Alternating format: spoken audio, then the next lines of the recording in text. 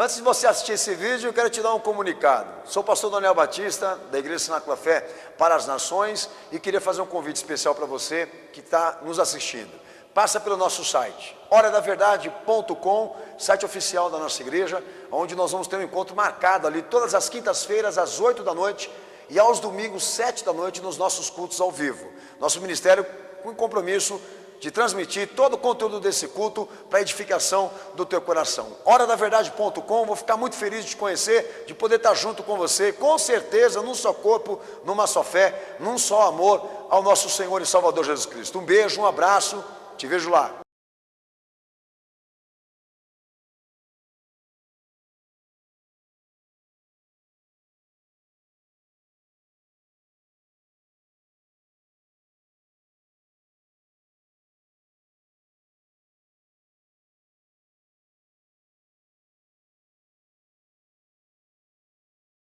Segunda Coríntios capítulo 9, versículo 6, que diz o seguinte: e digo isto, que o que semeia, pouco, pouco também ceifará, e o que semeia com fartura também ceifará. Cada um contribua segundo propôs no seu coração, não com tristeza ou por necessidade, pois Deus ama ao que dá com alegria. E Deus é poderoso para fazer abundar em vós toda a graça, a fim de que, tendo sempre em tudo toda a suficiência, abundeis em toda boa obra. Amém, Jesus? Quem crê nesta palavra, dá glória a Deus.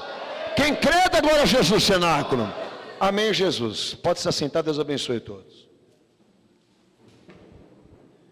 Eu recomendo até o versículo 15, mas o pastor eu li até o versículo 8, porque são os textos os versículos mais fixados naquilo que vai ser ministrado hoje aqui. Amados, o pastor, eu gostaria de falar sobre mudanças importantes na vida da igreja, na vida do crente, na vida do cristão, na vida daquele que serve a Jesus, que tem a ver, está muito relacionado, inclusive com as nossas tribulações. E uma coisa importantíssima que eu gostaria de deixar aqui para você como recomendação: toma cuidado para que o teu sofrimento, as tribulações, as lutas que você tem passado não tome a tua atenção. Não te distancie daquilo que de fato você precisa nesse momento se preocupar, refletir. E eu falo sobre mudanças. Porque nós temos um texto típico aqui, como muitos outros que foram regidos sobre a igreja depois da ressurreição de Cristo, que fazem a gente pensar sobre inúmeros fatores, inclusive do que seria servir a Deus, do que realmente é fé. E hoje, infelizmente, as pessoas não estão mais se preocupando com aquilo que está documentado dentro da história de como Deus age e administra a sua obra. Estão distanciadas disso e focadas exatamente em ficar levando em consideração aquilo que os homens falam. É obrigação da igreja se voltar para aquilo que está sagrado, e o sagrado aqui é a palavra de Deus. Paulo, ele entra no mérito de semeadura e semente. Eu queria, em nome de Jesus, começar falando sobre isso daqui. Aí no texto de 2 Coríntios capítulo 9, ele faz um chamado à solidariedade para com a obra por parte de crentes, não era de pessoas comuns, gente que estava passando por etapas difíceis de necessidade financeira. Pode prestar atenção que você vai identificar isso. E chega um momento que ele ia fazer uma arrecadação para a igreja, para a obra, e que ele achou importante exatamente tratar sobre uma das partículas da fé. Que semente isso, é o absoluto, mas que é feito de elementos. A semente é feita de elementos que tratam de coisas específicas da nossa vida e do reino de Deus. E ele quis entrar no mérito da questão, do que a obra estava precisando. E as pessoas não tinham condições de ajudar, e o que estava, na verdade, urgentemente necessário, elas executarem, praticarem, viverem.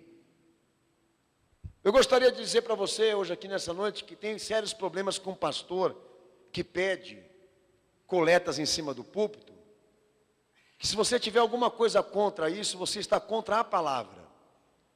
Se o pastor da igreja não tem honra, nem dignidade para fazer isso, A palavra tem. Se ele não tem vergonha na cara porque está mais sujo do que pau de galinheiro, isso é um problema dele, mas a palavra tem autoridade para dizer a você o que é reto, o que é certo, o que é justo. O que a gente não pode fazer é o seguinte, porque os homens estão errando com a igreja, transferir exatamente também para a palavra como se ela também fosse culpada disso. Paulo está fazendo aqui um pedido claro do que a obra precisa e necessita de seus membros ou então daqueles que se alimentam dentro dela. Está falando de obrigações, de deveres para com a obra, coisa que hoje as pessoas não querem escutar. E eu não falo só de finanças, não. De contribuições, de dízimo, de tudo. O movimento que mais cresce hoje no meio evangélico são aqueles que não querem mais igreja. E não querem responsabilidades com obra. Porque estão pegando carona na corrupção da igreja para dizerem que a melhor coisa é não ter igreja. Isso é uma vergonha. Então nós temos aqui um servo de Deus pedindo, porque a palavra pede, como dentre tantas outras coisas. E ele tinha honra e dignidade como motivos também para fazer isso que ele fez aqui. Já eles, eu não perderia meu tempo realmente de ouvir, não. Então não misture as coisas. Mas começando a falar sobre semente e semeadura. Paulo ele utiliza o que Jesus utilizou, a figura, a elucidação, que estava inserido na história do povo judeu, que era o meio trabalhista, era o meio econômico do povo de Israel, que era o campo, o cultivo, alguns, até a questão de ovelhas, de pasturamento de ovelhas, mas enfim. Jesus ele vai lá e pega exatamente algo dentro da vida das pessoas, do convívio delas com as suas economias, para querer dizer como a fé funciona.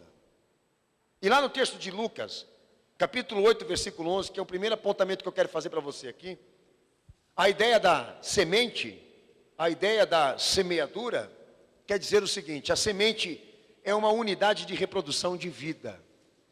A semente é uma unidade que Deus usa para produzir vida. E Jesus fala o que aí no texto? A semente é a semente é a semente é o pensamento de Cristo, irmão. A semente é aquilo que Deus determinou que fosse pregado quando o seu filho se encarnou aqui na terra, que condiz com o que os profetas também pregaram e também ensinaram para o povo de Israel. A semente é a palavra de Deus, é aquilo que reproduz vida, que traz vida, porque está explicado que é a vontade de Deus. Então o que seria uma entrega a Jesus por intermédio de um ato de fé? O homem sai de si mesmo para ser colocado em Cristo. Ele deixa a sua posição de comandante para ser colocado em Cristo, para que ele diga ao seu crente agora o que é certo, o que é correto, o que ele tem que fazer. Então a semente dificilmente você consegue mudá-la. Aliás, é impossível. Como ela foi criada, ela vai ser até o final. E a ideia é essa. Deus nos deu palavra, Deus nos deu revelação, Deus nos deu um pensamento definido por intermédio do Filho que encarnou, para não deixar dúvidas no coração de ninguém que entra aqui dentro de uma igreja como essa, o que você deve seguir. É só olhar para ele, irmão. Paulo, quando entra no mérito da semeadura, ele está falando exatamente do quê? Aí entra o outro ponto, o ponto prático. Nós temos um livro aqui para estudar, nós temos uma palavra aqui para conhecer e nos orientar.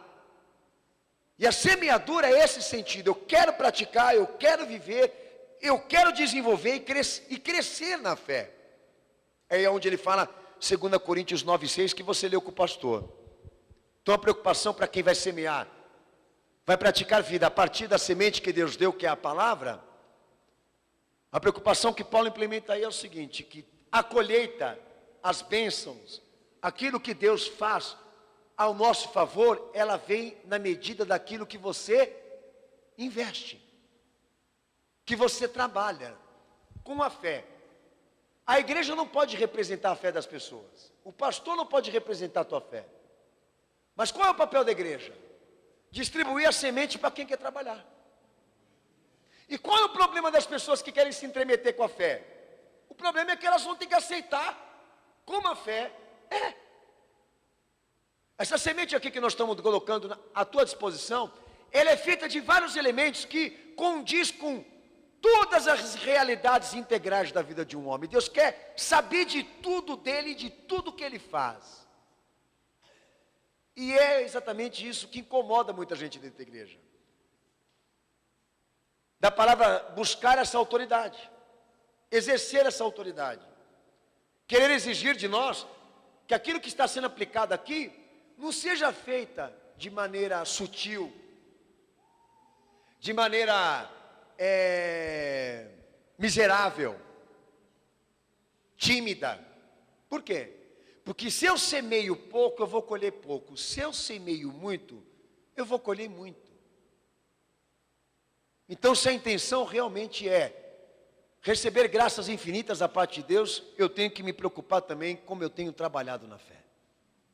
Porque na medida que eu trabalho com a semente da fé, com aquilo que Jesus ensina, é a medida que Deus vai me abençoar. Você nunca parou para pensar isso?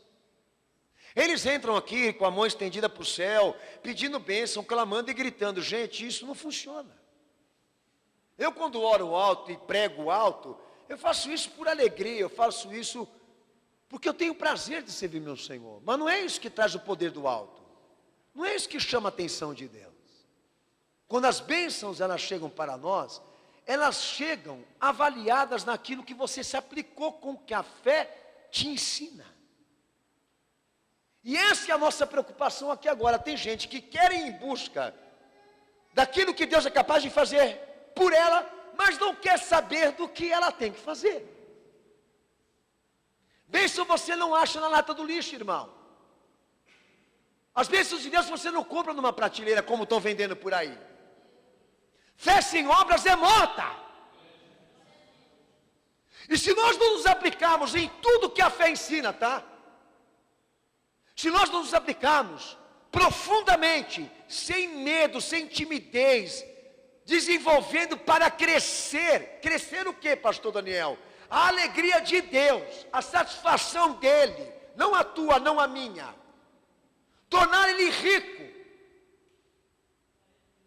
com obras, com dedicações e serviços e dádivas. Porque é baseado no quanto eu faço, do que ele me pede, que ele vai julgar o quanto ele deve me abençoar. Isso não é hábito, também não é técnica, mas é um caminho. A fé, querendo ou não, ela tem uma parte intelectual.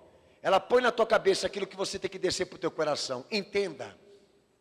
É necessário conhecer a palavra, tudo dela. São caminhos que Deus forma para o homem tratar cada parte da sua vida. Nós não perdemos quando aplicamos semente. Nós não perdemos quando aplicamos fé. Nós não perdemos quando nós deixamos com que ela seja maior, mais suficiente, ou tenha mais autoridade do que nós. Nós não perdemos quando ela cresce, enquanto nós diminuímos. Sabe por quê? Porque o abençoado é você. Que na maneira que Deus se engrandecer sobre a tua vida, naquilo que Ele te pede, e você obedece, é que lá na frente Ele vai ter a alegria de dispensar bênçãos e graças sobre a tua vida, que você vai gozar aqui nessa terra e lá no céu.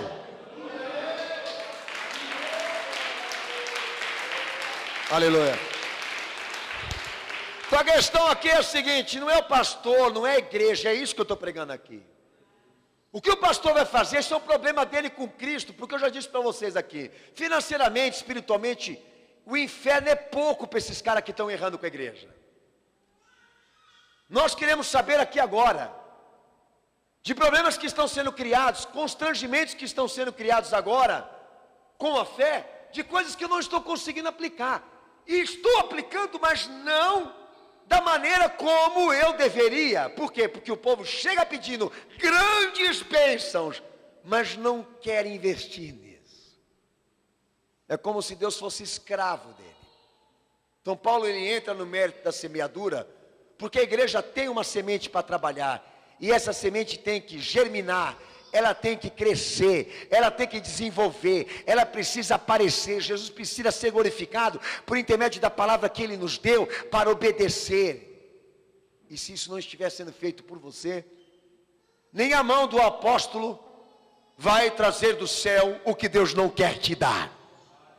E enxerga que você não tem nada que o motive a te abençoar. Se eu jogar um óleo na tua testa para selar você com alguma unção extrema, de nada vai valer, porque a unção maior é dele. E a chave da vitória está na mão dele, não está na mão do pastor.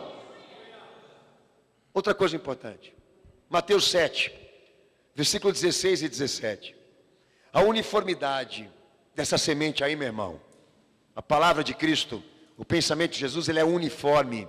Obrigatoriamente ela se torna um termo de comparações, porque não sofre alteração. Ela é o que é em qualquer circunstância, em qualquer situação, e por isso que ela sempre está sendo comparada, porque ela não muda. Semente é semente, a palavra dele é a palavra dele, ponto final. Lê o texto aí, meu irmão, Mateus 7, verso 16 e 17, lê em voz alta.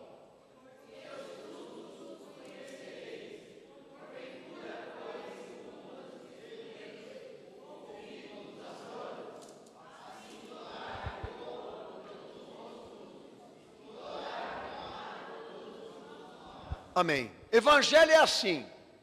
Se o evangelho está sendo plantado na vida desse indivíduo, o que ele vai colher é evangelho. Mas se o que ele está colhendo não é aquilo que Jesus na verdade ensinou, ou seja, não há respostas em conformidade com Jesus, com o que o Senhor Jesus ensinou, a semente que ele usou não é o evangelho. Quando você colhe frustração, decepção, quando você colhe tristezas, percas, assolações debaixo da fé, a fé entende o seguinte: você não plantou fé. Porque Deus não decepciona ninguém. Ele não mente. Ele não erra. Ele não é homem para fazer o que eles estão fazendo aqui, nessa vida, nesse mundo. Então eu estou muito decepcionado, eu estou muito frustrado, porque eu tenho vivido, aplicado isso que se chamam de fé, mas não tenho obtido resposta. Então vai verificar se o que você está colocando na terra aí, da tua vida pessoal, no íntimo da tua vida, é evangelho. Por quê? Se o que você está colhendo não são bênçãos com Cristo, não são respostas evidentes, claras de que Deus está agindo na tua vida, você errou na instrução. Te ensinaram errado. Te deram uma coisa que não é evangelho. E é o que está acontecendo muito agora no mundo religioso. Eles saem à procura de explorar a fé que eles acham que é mais correta. Mas lá no final, caem no buraco, numa vala cheia de ideias, sem saber para onde vão e de quem são. Nós não. Antes de botarmos na terra, queremos dar uma olhadinha para ela e ver se aquele grãozinho de mostarda que o nosso Senhor nos pregou, que é pequenininha, desprezível para os homens, mas para nós, como disse Paulo, é o poder de Deus, é a mensagem da cruz, é a mensagem do nosso Senhor. Tem gente que aceita qualquer coisa, a igreja fiel não, só aceita o que vem dele.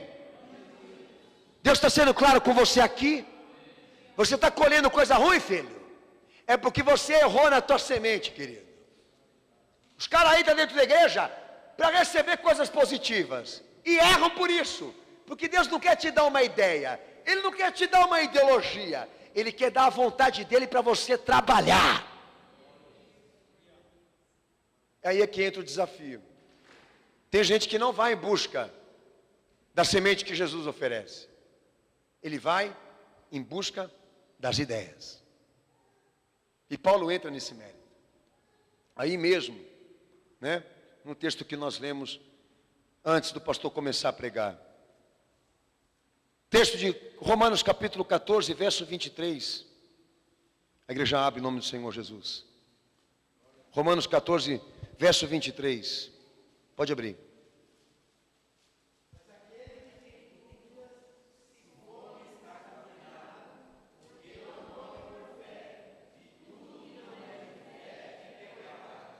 Lê o 24, por favor. Não tem? Só o 23? Muito obrigado pelo esclarecimento. Então eu acertei aqui. O que nos preocupa aqui nessa noite que Deus mandou o pastor eu pregar? Então, se nós temos o evangelho sendo anunciado e pregado aqui, nós somos candidatos a semear. E todo aquele que se entremete com a fé, Paulo ele se preocupa nisso. Todo aquele que quiser se entremeter com a fé, se relacionar com ela, tome cuidado com os teus sentimentos.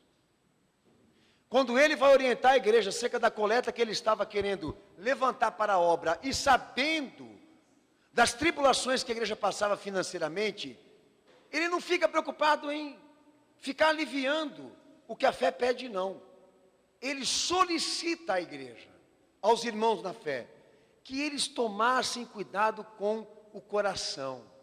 Porque quem vai para a semeadura, o candidato a ser semeador com a semente da fé, ele precisa saber quais as reais intenções que está levando ele agora a semear fé. Uma das primeiras coisas que Paulo falou em Romanos capítulo 14, verso 23 é o seguinte: que todo aquele que se entremete com a fé, mas tem dúvidas do que ela ensina, ele peca com Deus. Por quê? Porque Deus é verídico. Ele não é uma ficção, ele não é um mito. Ele não é uma visão alucinadora. Deus tem história, Deus tem marcas. Ele tem revelações. Ele é verdadeiro. E se eu creio que o que ele me ensina é verídico, que o que ele me ensina é verdadeiro, isso resulta fé. Isso motiva os esforços e as dedicações do povo que está dentro de uma igreja. Então, se a fé está dizendo para você, aplica, e você não confia que aquilo é a verdade, e é aquilo que vai te salvar, você está pecando com ele. Tem pessoas que confundem incredulidade com esclarecimento. Esclarecer sobre uma coisa, a Bíblia é a favor. Não crer, você está pecando. Sabe, pastor, eu tenho perguntas no meu coração que eu gostaria de esclarecer. Então vem cá, vamos esclarecer, porque ela tem resposta para você. Mas se entrar no mérito de que esses esclarecimentos é para tirar a incredulidade que está dentro de você, então não há honra nisso. Você tem uma doença aí chamada pecado. Porque nós vamos pregar, anunciar essa fé, e você sempre vai trazer teorias para cá, para confrontar. Deixa eu dizer uma coisa para você, meu amado. Deus já tem o suficiente para que nós sejamos crentes. Deus já nos deu o suficiente para que todos aqui tenham essa fé. Como exigir mais dele? Foram perguntar para o nosso Senhor: dá-nos mais um sinal para que sejamos crentes em você. E ele disse: não vos será dado outro sinal. E é o que ele falaria para você hoje aqui. Que desgasta o Espírito Santo, desgasta essa fé, porque sempre quer obter respostas dela que ela não tem para você. Não parte de um indivíduo bem intencionado que quer aprender para viver, mas de alguém que está querendo encontrar alguma contradição, algum erro ali, para justificar o descrente que ele é. E quantos que não pegam a palavra de Deus assim,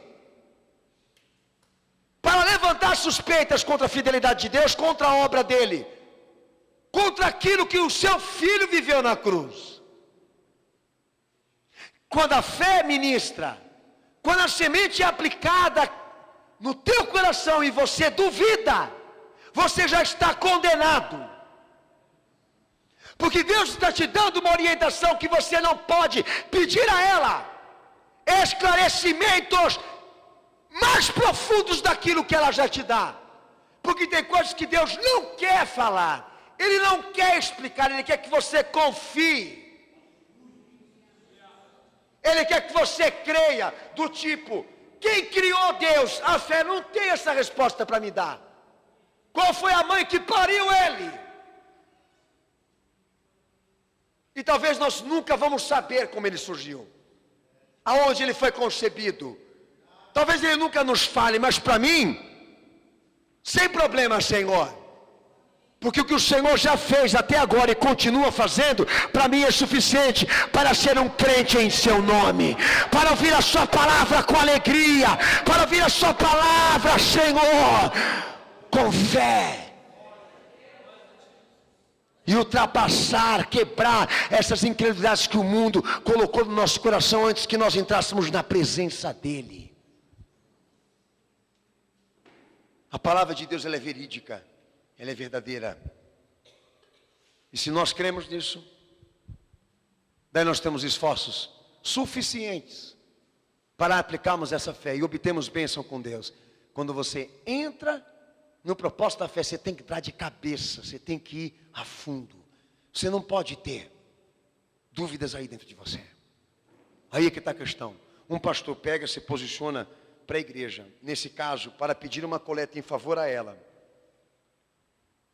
Se você não crê, se você tem dúvida, se você está incerto de que essa prática seja legítima, você já está fora da bênção, nem adianta você dar mais.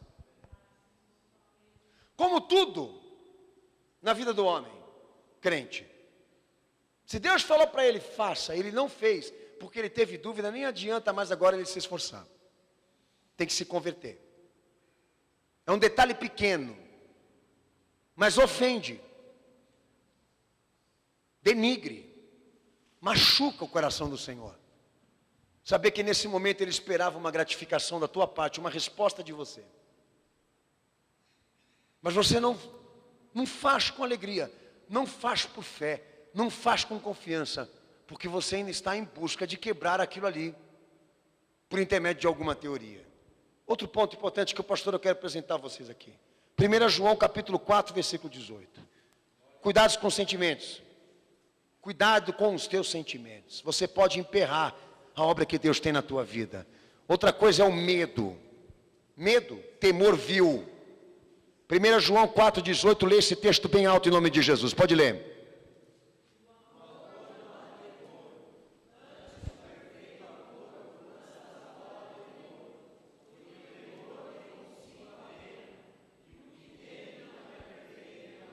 Amém?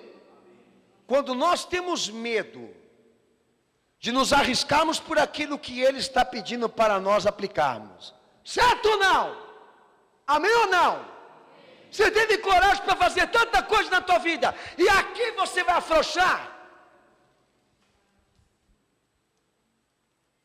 É isso que a gente não entende. Eu mesmo falo por mim, que antes de me converter aos meus 20 anos, eu já era pastor, 19 anos, até então, eu aceitava qualquer desafio, eu gostava de emoção e de aventura, de riscos, ainda mais quando se tratava da minha carne, das minhas satisfações. Daí entra para a fé, se torna um cristão, baseado no que Jesus ofertou, um crente em Jesus, para ficar tão matemático, tão cauteloso, tão assim, programado. Se Deus está mandando, se Deus está falando, por que o medo? Daí João entra na questão. Aonde tem medo, aonde tem temor vil, o amor de Deus não está ali, o amor de Deus não habita ali. E o que seria um temor vil? Respeito e consideração reverentes a homens, que 1 Pedro 2,18, Romanos 13,7 fala. Medo vil? Respeitar e considerar mais a homens do que a Deus.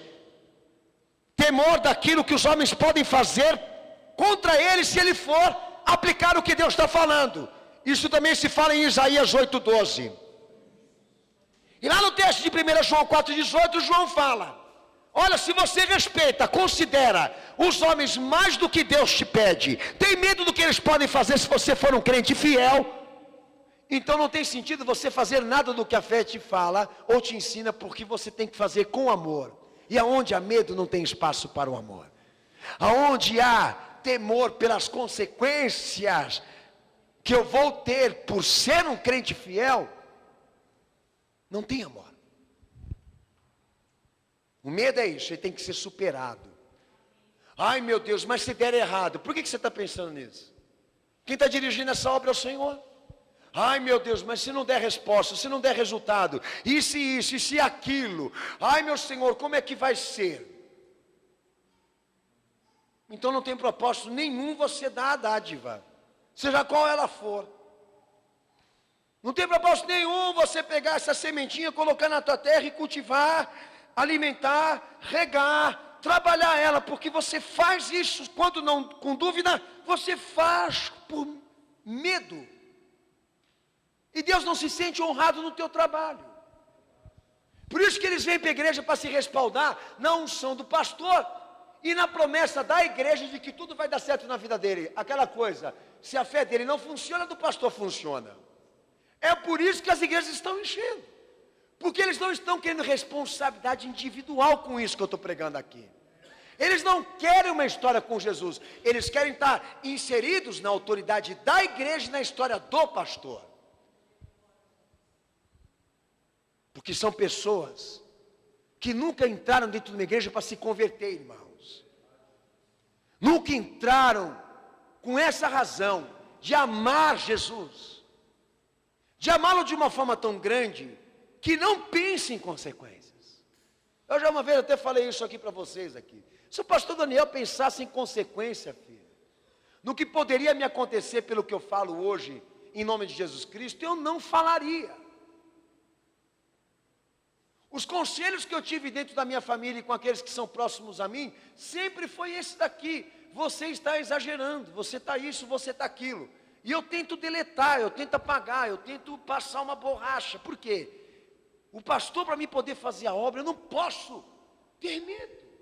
Eu não posso enxergar a consequência na minha frente, eu não posso ficar preocupado com o que vai acontecer comigo. Porque fé não é isso. O que eu tenho que pensar? Que o Senhor merece o melhor de mim, que Ele merece tudo aquilo que eu tenho de melhor.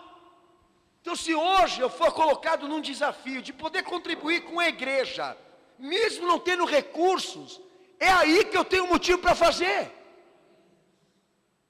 Porque quando eu estiver bem financeiramente, não vai ser tão bom assim, porque Deus está querendo uma prova de mim, que tem que ser feita debaixo exatamente do quê?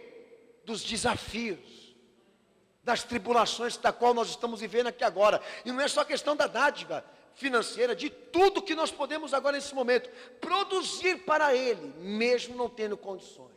Ele quer se sentir importante, Ele quer se sentir amado, Ele quer se sentir querido, Ele quer se sentir o melhor e o maior das nossas vidas.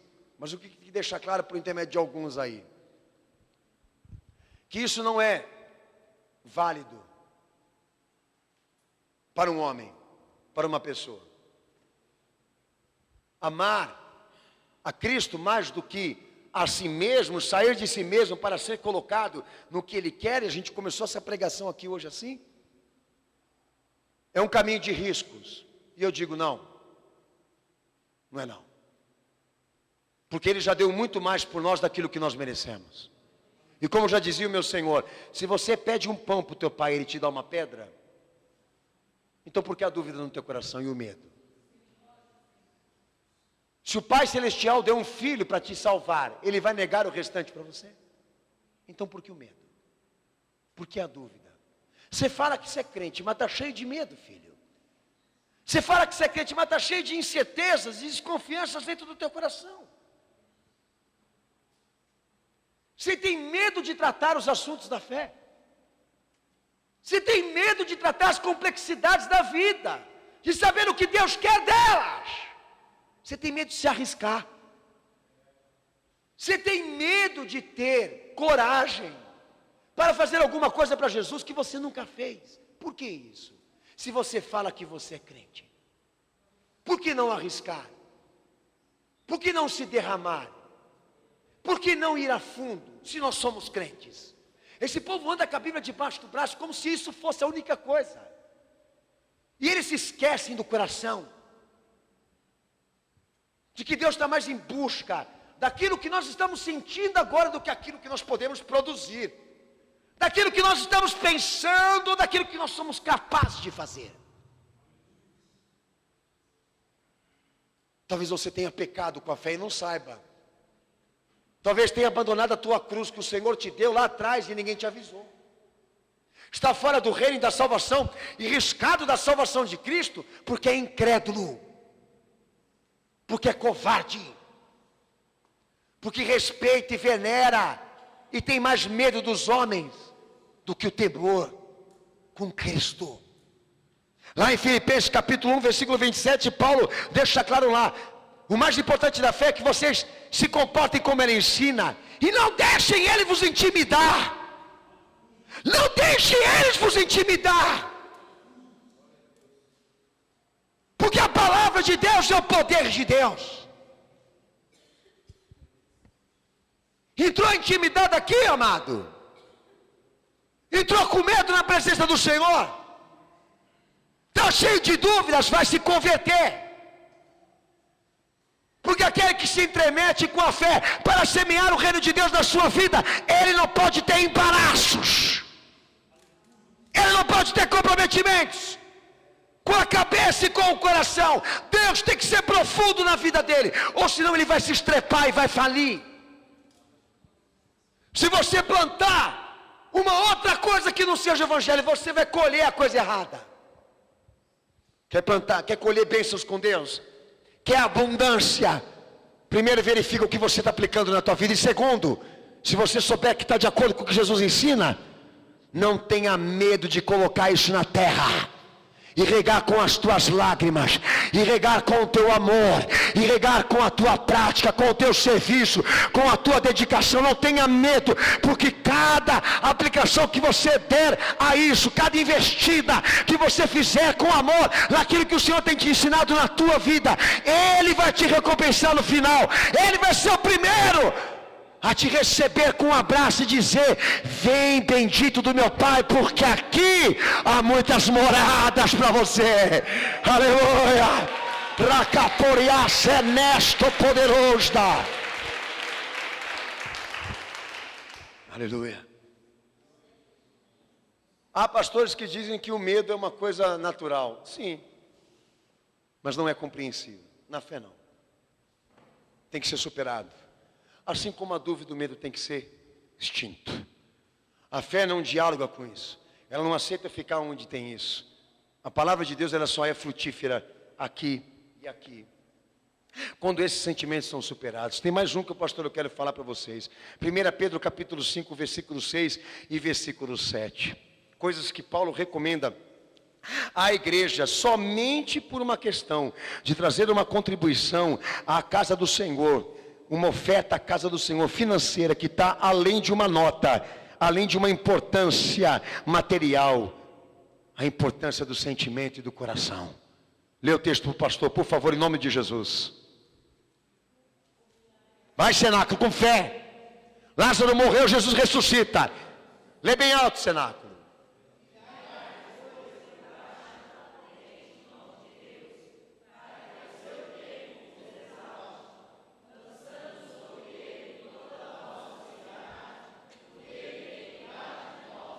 Ó, pode estar ótimo. Já entendeu aí? Ansiedade, inquietude. Quem vai para o campo da semeadura da fé tem que tomar um certo cuidado com isso aí. Ele planta e ele já quer resposta na hora. Não é todinho, filho. Deus tem o tempo dele. E ele prova a nossa fé. Espera o tempo dele. Então por que a ansiedade? Por que a inquietude? Porque ela está mostrando que eu não estou tão confiante assim. Porque se eu confio que Deus ele vai me dar respostas, eu descanso. Descanso no sentido de que eu estou certo, de que a minha parte eu fiz, estou na presença do Senhor e deixando que o tempo dele agora chegue. Então não cabe ao crente ficar prevendo o futuro, irmão. Deixa eu ver o que vai acontecer. Deus não vai dar essa bandeja para você, lindão. Ele não vai dar uma bola de cristal para você ficar olhando e vendo exatamente o que vai ser lá na frente, porque perde o gosto da fé. O justo viverá da fé, da confiança, diz Hebreus capítulo 11, versículo 1, inclusive. Que a fé é a certeza até das coisas que você não pode ver, das coisas que você não pode contemplar, mas que você crê. Eu vou semear agora no momento em que eu não estou podendo. Deus está provando a minha fé. E aí entra uma outra recomendação. Então, nesse período que você esperar, enquanto você semeia, você esperar frutificar, tome cuidado para que você não se precipite, porque Deus tem um tempo dele. Aqui se planta, aqui se rega, mas quem dá o crescimento é Ele, dizia Paulo. Então qual é o desafio da igreja? Não é só colocar na terra a sementinha da fé, não, do que Jesus ensina. É esperar o tempo de Deus, de que as coisas aconteçam. É que nem um povo que entra aqui na doutrinação com o pastor Daniel, e já ouvi perguntas desse tipo aqui. Pastor, o senhor sabe o que está no céu, além do que a palavra ensina? Não. Nunca tive lá, nunca subi lá. Tem gente que já desceu para o inferno. Eu nem fui para o inferno, nem fui para o céu. Eu estou aqui sempre. Graças ao meu bom Jesus. Peço para o meu Senhor sempre ficar aqui. Mas eu creio que o céu é maravilhoso, mesmo nunca tendo estido lá. Eu sei que o céu existe, mesmo não o vendo. Porque só baseado no que Jesus fez, no que Ele veio fazer, no que Ele realizou, no que Ele continua realizando na minha vida e dentro da igreja que eu sou pastor, eu não preciso ter esse tipo de preocupação, de ficar prevendo, enxergando coisas que só compete Deus saber.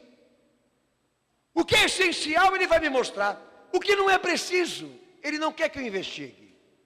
Ele não quer que eu queira entrar na mente dele. Deixa eu descobrir o que Deus está pensando agora. Toma cuidado com isso. Ciência. Trabalhe com o que Ele já revelou. E a hora que você fizer a tua parte, espera o tempo dele. Não queira prever o futuro. Só se certifique que o que Ele mandou você fez. E bem feito. Nós vamos tirar aqui uma contribuição pela obra num momento em que vocês não estão podendo fazer. E Paulo nem se preocupa em dizer, consolar as pessoas pelo sacrifício que elas iam ter que fazer. Mas recomenda que seja de coração, que seja debaixo dessa confiança, e debaixo também da paciência de esperar o tempo de Deus, para que aquilo que você plantou na tua vida, que Jesus ensina, frutificar. Ele quer isso na igreja.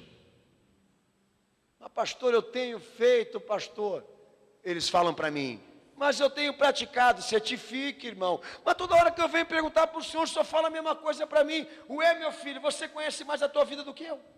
Quer que eu falo o que para você? Banana é banana, mexerica é mexerica, filho.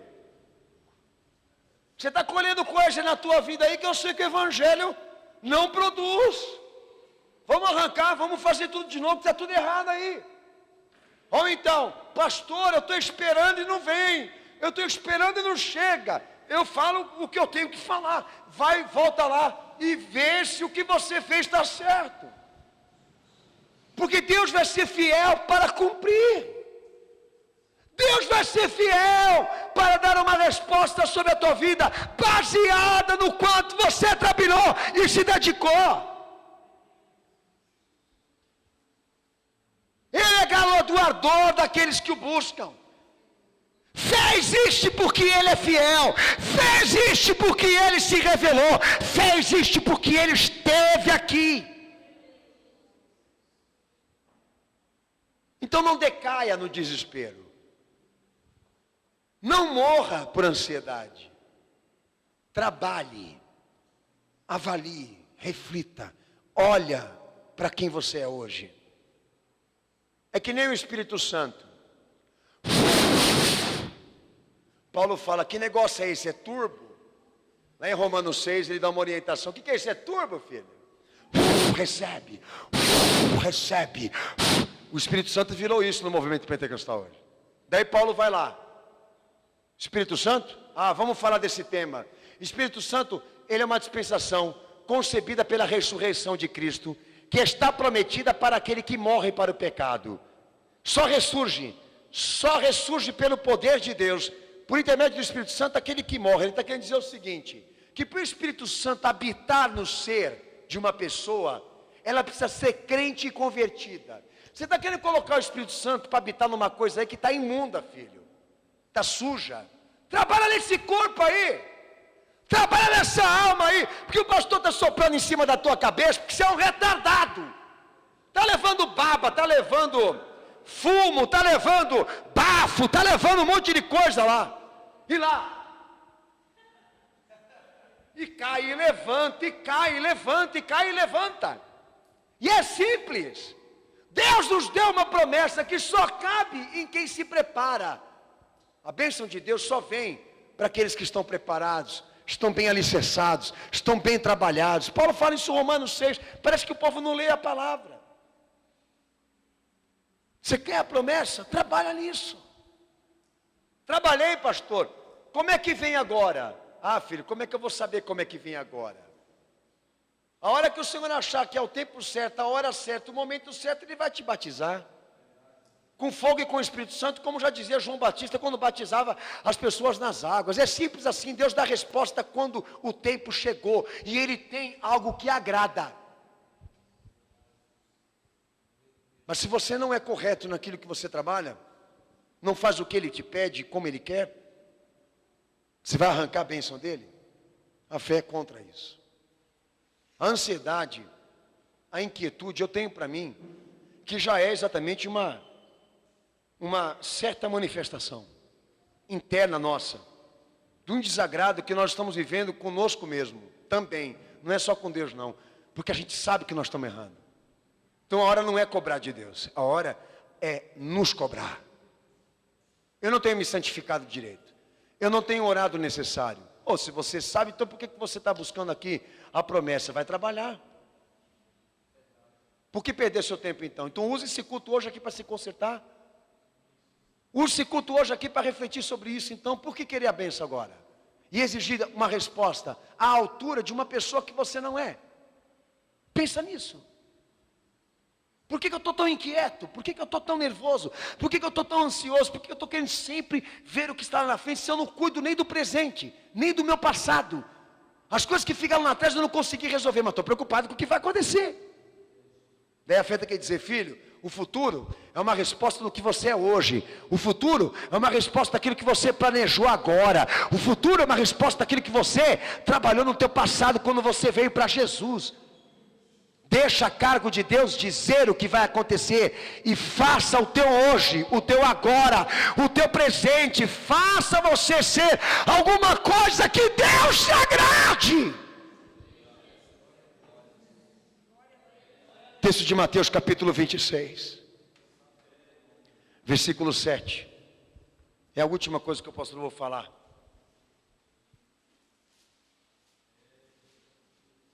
Candidato à semeadura, tome teus cuidados com o sentimento, esquadrinhe o teu coração e veja se lá não há incredulidade, se lá não há dúvida, se lá não há medo, ansiedades, e também, se por lá não anda a necessidade.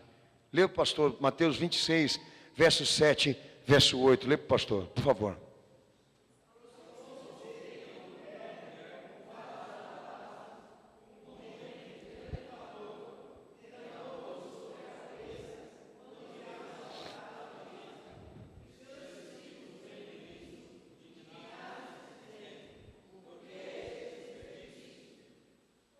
Daí, preste atenção, Paulo diz assim, só me escuta, cada um contribua segundo propôs no seu coração,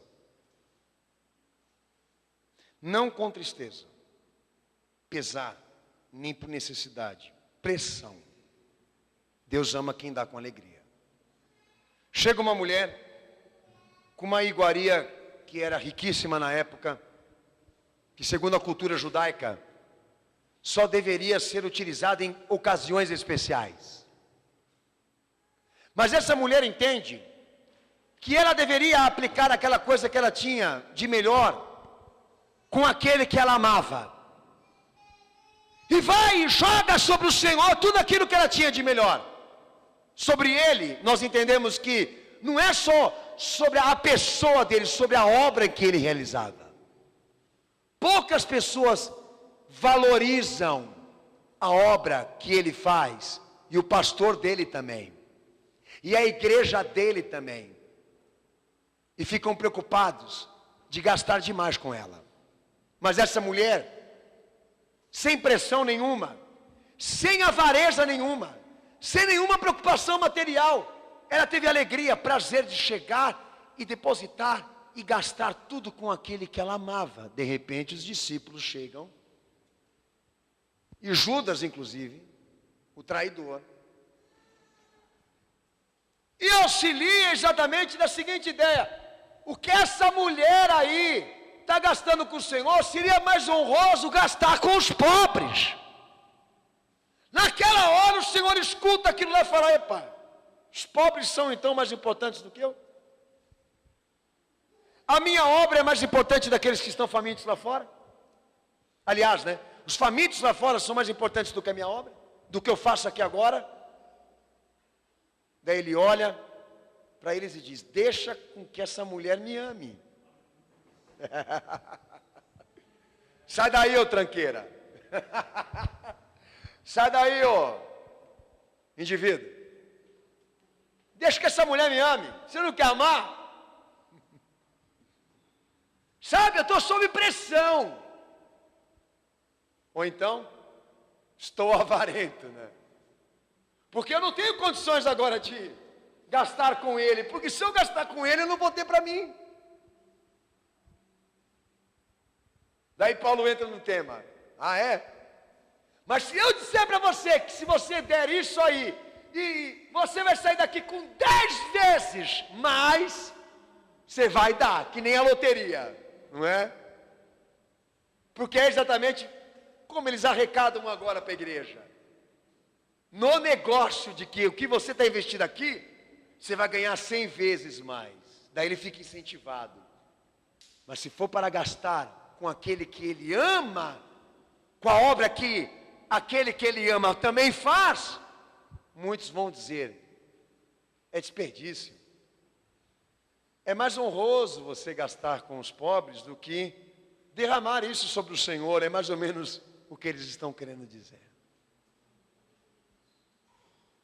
Então, quando eles entram aqui dentro da igreja falando sobre dízimo, o dízimo na lei é o mínimo da tua e da minha obrigação como crente de uma igreja. A oferta voluntária, condições de você poder fazer mais do que o mínimo. Quando eles entram aqui discutindo sobre um percentual do que eles ganham mensalmente, essa discussão é louca, é insana. Porque Deus está dando muito mais para eles e eles estão pensando nos 10% que eles estão precisando dar à igreja. Amado, se você não tem confiança no teu pastor, na tua igreja, você tem que sair de lá. Mas você não pode transferir isso para a palavra que está te ordenando fazer. Então o que Paulo diz para aquele povo? Eu sei que vocês estão passando por necessidade. Mas chegou a hora da obra ser amada mais do que vocês. E quando vocês forem dar uma oferta voluntária, conforme se foi proposto no coração de cada um, o que vocês vierem dar voluntariamente, façam isso com alegria, por devoção, sem pensar se isso vai prosperar, sem matemática. Deus quer isso de nós. A transparência do sentimento de que nós não estamos aqui fazendo por pressão, por necessidade, por obrigação, porque estamos carentes e necessitados da bênção dEle. Nós não queremos o produto, nós queremos Ele. Nós não queremos a bênção, nós queremos o Salvador.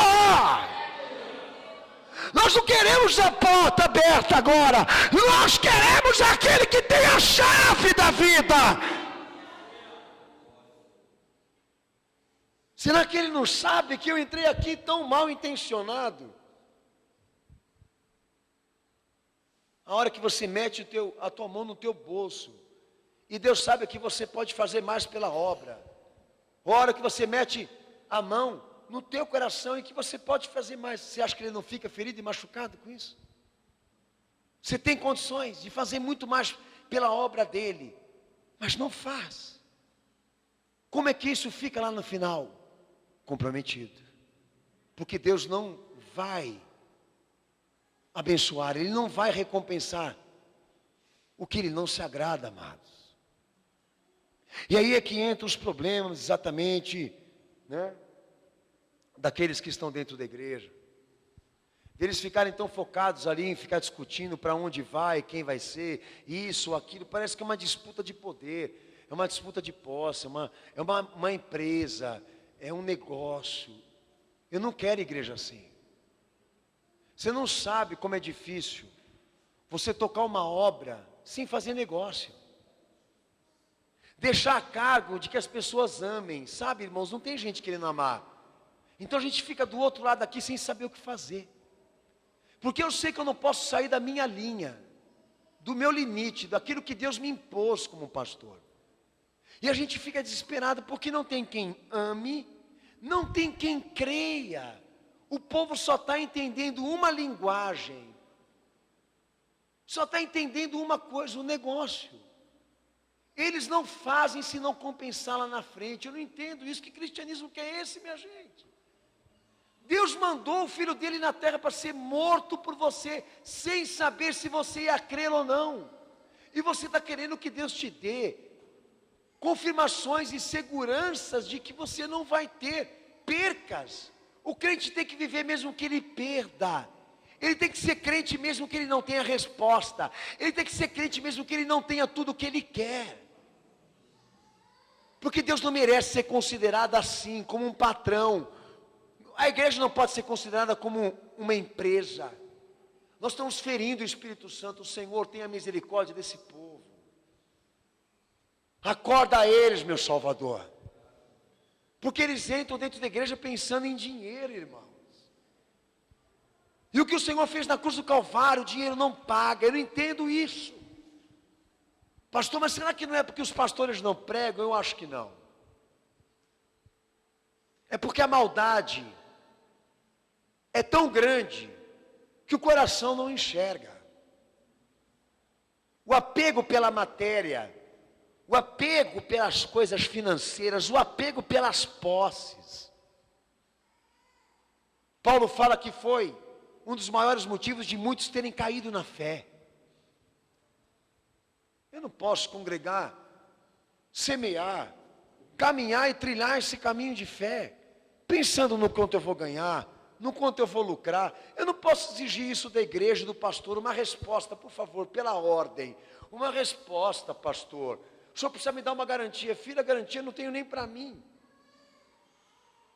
Eu não sei nem o que vai ser do meu amanhã. Minha mulher até hoje fala no meu ouvido porque eu não tenho uma previdência social para mim. Nunca fiz previdência. Ela fala, você é louco, você é maluco, você vai ter que trabalhar a vida toda, porque você não fez uma previdência. E eu paro para pensar assim, falo, será que ela está certa ou não está? E né? Aí é que está. Há coisas que são válidas pensar, outras que cabe ao Senhor dizer a você e revelar a você o que vai ser. A única coisa nesse momento agora que eu tenho que ficar preocupado é o seguinte, eu estou aqui sob pressão, eu estou aqui obrigado, eu estou aqui debaixo do dever, da responsabilidade, você tem que fazer porque senão você vai para o inferno, você tem que fazer porque senão você vai ser condenado, você é obrigado a fazer porque senão Deus vai te matar, Ele vai te esmagar. Ai, por favor, Senhor, não faça isso comigo, não é fé? Ai, Senhor, não me mate, eu fico me rindo, em nome de Jesus, por favor, não faça nada contra mim. Isso não é fé. Senhor, muito obrigado por ter morrido por mim. Senhor, muito obrigado por o Senhor ter dado a sua vida pela minha vida. Muito obrigado por ter me substituído ali, Senhor, na minha condenação. Eu merecia morrer, mas o Senhor morreu por mim. E eu estou aqui agora para te servir.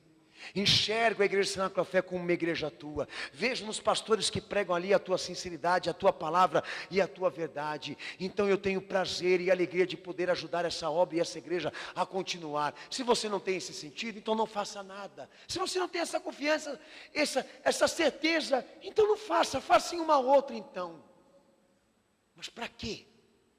Utilizar a tua frustração, a tua decepção, os teus erros, para denegrir a imagem de um Deus fiel. Você quer que Deus erre para satisfazer o teu capricho e o teu luxo? Você quer que Deus minta para você se sentir consolado pelas mentiras que você já fez? Eu tenho prazer de pregar um Deus fiel. E como já dizia Paulo, mesmo que o homem o negue, ele permanece fiel. Mesmo que o homem o negue, ele permanece fiel. Ele não nega a si mesmo e nem o que ele fala. Ele não esquece do que ele fala. E se tem uma coisa que ele tem prazer, é de entrar dentro de uma igreja e saber que aquilo é uma igreja. Saber que aqueles lá são crentes de verdade. Porque eles vão passar por tribulações. Mas quando passarem por elas, eles não vão se preocupar pelo tamanho do Golias. Mas vão querer saber se eles estão preparados para enfrentar ele. É o que Deus te recomenda aqui hoje. Pelo brilho dele, enxergar quem você é. E saber, primeira coisa, se o que você está semeando aí na tua consciência, na tua vida é evangelho. É o ensinamento dele legítimo. E quando tiver certeza disso, vai lá agora. Trabalhar nesses sentimentos que Deus te apontou hoje aqui. Limpa tudo isso, porque se isso não sai, não tem amor. Se isso não sai, não tem fé. Se isso não sai, não tem esperança. Se isso não sair, não tem confiança. Se isso não sair, não tem honra. Somos um bando de mentirosos aqui. A igreja vai fechar. O pastor vai para o seu lar como você vai para o teu também. Mas a obra continua. E o semeador continua. E a semente continua sendo colocada na terra. Quem semeia pouco, pouco ceifa. Quem semeia muito, muito colherá. Quem semeia na carne, colhe corrupção. Quem semeia no espírito, colhe vida eterna. Deus responde de acordo com o teu serviço, de acordo com as tuas escolhas, de acordo com os teus sentimentos. Deus não quer dinheiro. Jesus não está em busca da tua conta, mas de uma resposta baseada no quanto Ele te amou. Por parte de alguém que agora Ele espera gratidão. Gratidão. Abaixa tua cabeça e fecha teus olhos.